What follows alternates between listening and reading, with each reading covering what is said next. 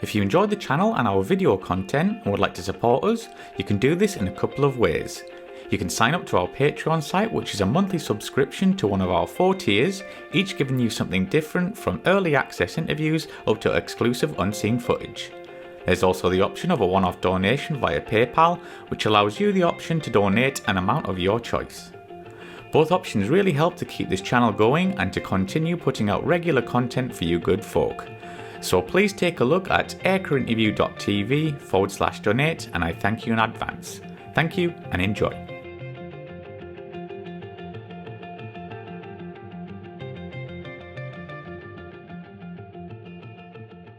Well, could you share a couple of stories from your time flying the Lightning that might be of interest to our viewers? Because I know you fired also the last 2 missiles from the Lightning. Is that true? Actually, I did. Yeah, that's probably the most vivid story. I mean, there's probably a lot if I really dig down in the memory. I mean, I was really lucky on the Lightning in that I did 2 armament practice camps out in Cyprus.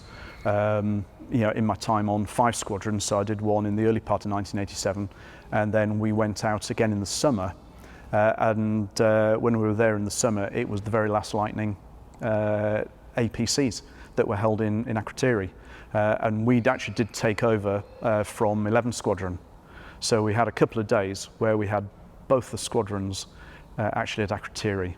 And in fact, Ian Black, in his book The Last of the Lightnings, has got a lovely photo taken in the accommodation with 11 Squadron guys on the lower level of the accommodation block and the 5 Squadron guys on the upper level. And that is effectively all the Lightning pilots that existed in the Air Force at the time, which it's a really lovely photo, and I do treasure that one actually. So and we had a great time, doing our air-to-air gunnery out there, and of course everybody knew that it was the last Lightning deployment.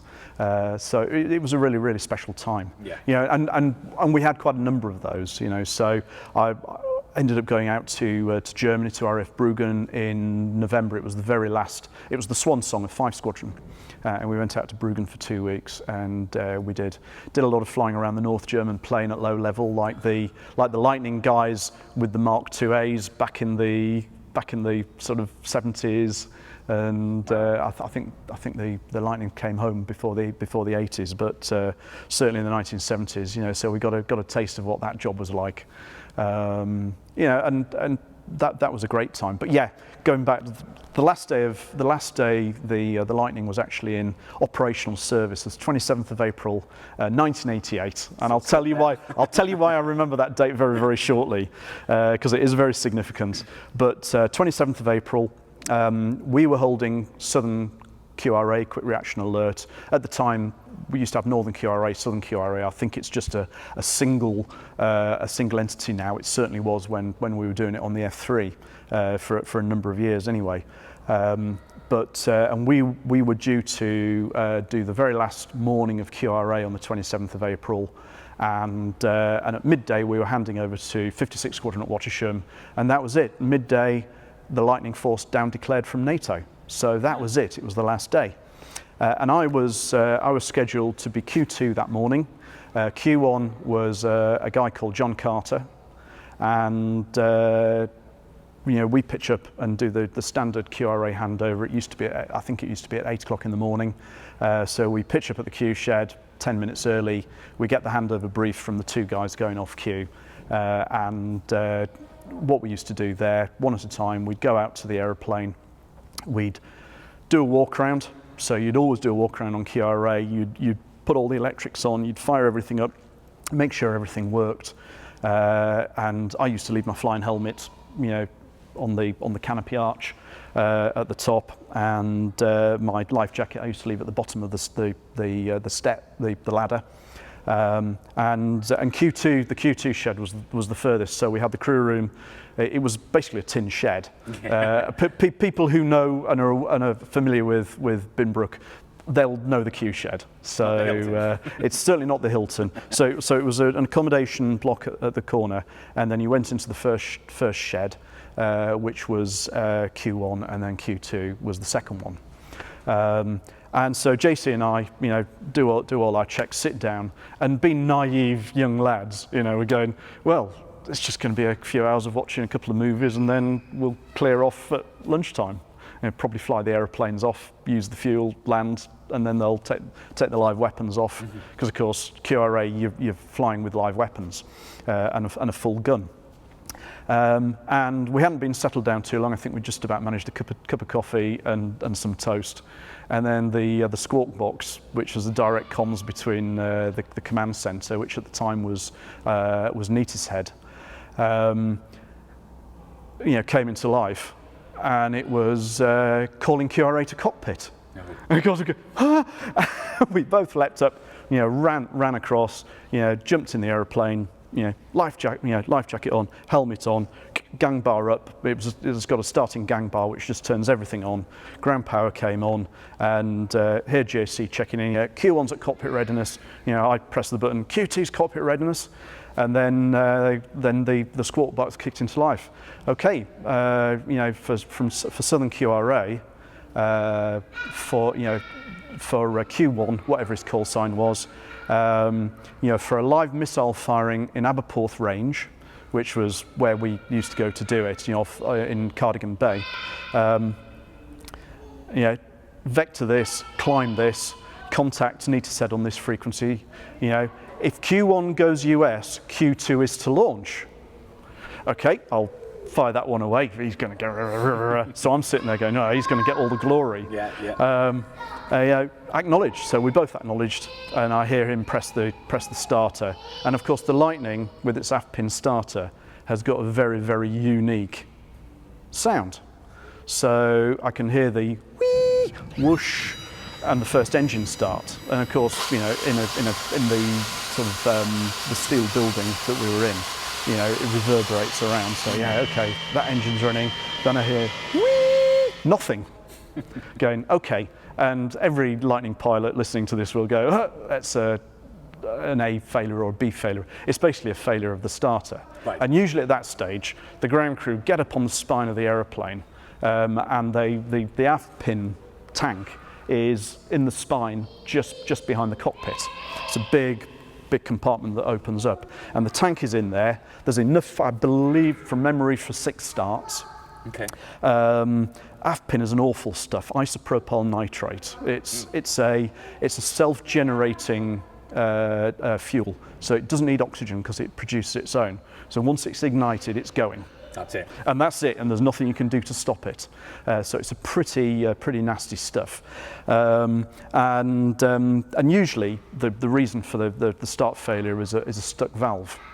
And the guys used to know which valve it was, and quite often they'd get up there with a soft-headed mallet and they'd hammer the valve.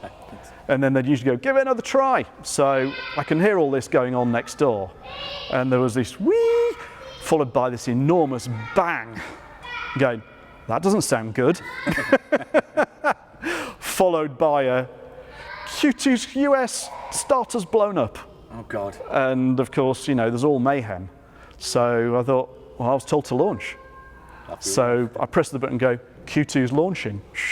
So while all this mayhem's going on in the shed next door to me, I fire up the engines and I go, I better pay attention to all of this now. In fact, I'd started doing that when I heard the first starter fail. I better start paying attention to what I need to do and adjust myself in the seat. And so anyway, I ended up launching. It was a fairly grobbly morning, I seem to remember. And I get airborne, clear off over to Aberporth range. So it probably from Binbrook takes about 20 minutes, 25 minutes to get over there. So, Mark 6 Lightning, you could do about an hour's sortie, unrefueled. If we were going refueled, you could go for hours. We used to go all the way to Cyprus and refuel all the way down there, maybe 5.5 hours. And I arrive at the range. The range gate is a little island that's just on the north side of the range. So I pitch up there, and a Hawk pitches up on my wing, which has been launched from Valley, and he's going to do the photo chase for the firing, because of course they had all this planned. They just didn't bother it. Well, they didn't tell JC and me that it was going to happen. So of course I pitch up there, I'm looking at the fuel and I'm going, right, okay, fuel's fine. And we were always going to recover into Valley at the end to debrief. So fuel was never going to be a problem, and contact the range, and the range goes, yep, the Jindivik's airborne, were bringing you into the pattern at -15. And the way they did it was they ran you around a trace and they do your countdown. They brought you into the firing position, and then they clear to fire when you were actually in the firing zone. Round we went, and I armed the missiles up and everything was working. And they brought me in contact with the target, and the Jindivik used to trail. Was effectively a towed decoy with flares in it, because they didn't want to shoot down the Jindivik. You just shot the flare target, which for most of those missiles back in those days used to work really, really well. So I came round, and this is a live war round that I'm carrying. Non-limited rounds where they replace the warhead with a telemetry pack, so you can see what the missile's doing. And the old heart's going, and my I was probably breathing quite deeply. Can't mess this up. And it's sort of 5, 4, 3, 2, 1. I remember the thing: punch, clear to fire. Clear to fire, firing now. I had an acquisition for about 20 seconds. I pulled the trigger and this missile went off. And I broke out of the way, and the Hawk sort of followed me and carried on filming. And I dipped the left wing and I watched the missile going straight for the flare. Bang! And the flare pack went off, and it was sort of, woohoo, it worked, it's great. And there's a couple of moments of silence, as he, vector this. So I went onto the vector, and he said, came back to me and said, do you have enough fuel for a second firing?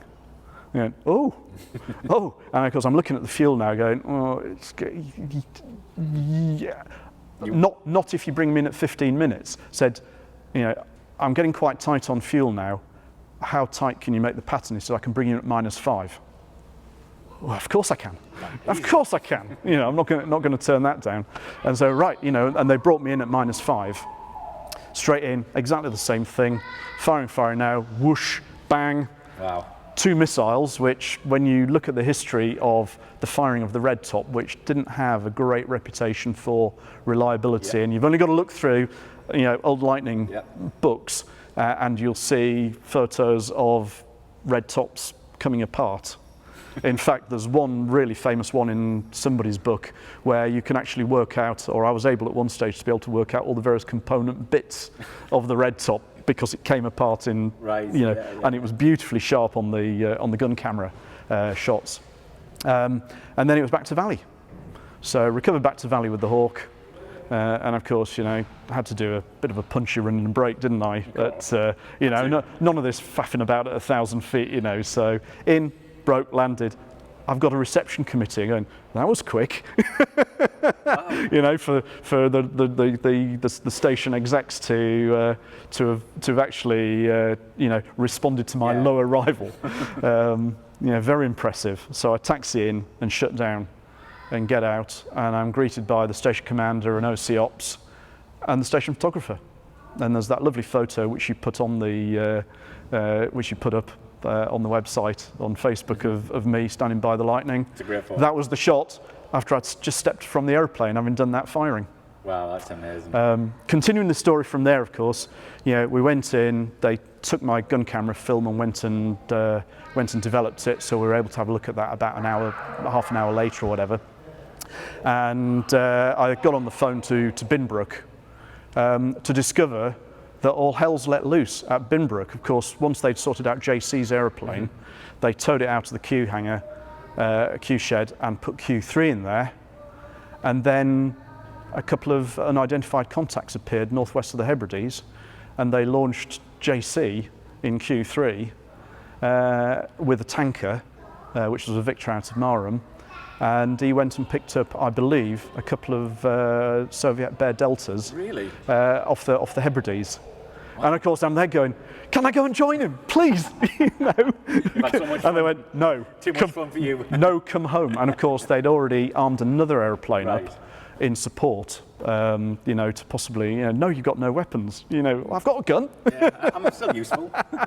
I'm closer, you know, but they wouldn't let me, so I had to fly back empty. And of course, it got to midday. JC was still out there chasing 2 bear deltas at the time, which was pretty damned awesome. So you both got something on that. So we both got something. Yeah. And actually, you know, if I hadn't got the missiles, I'd have got the bears. Exactly. So the last day did end up being incredibly, incredibly interesting. Absolutely. And of course, midday we did officially down declare from NATO, even though JC was still out there chasing bears at the time. And we had a great celebration, and we had a better celebration the following day because it was my 23rd birthday, which is why I can always remember the 27th of April. Go, yeah. Brilliant stuff.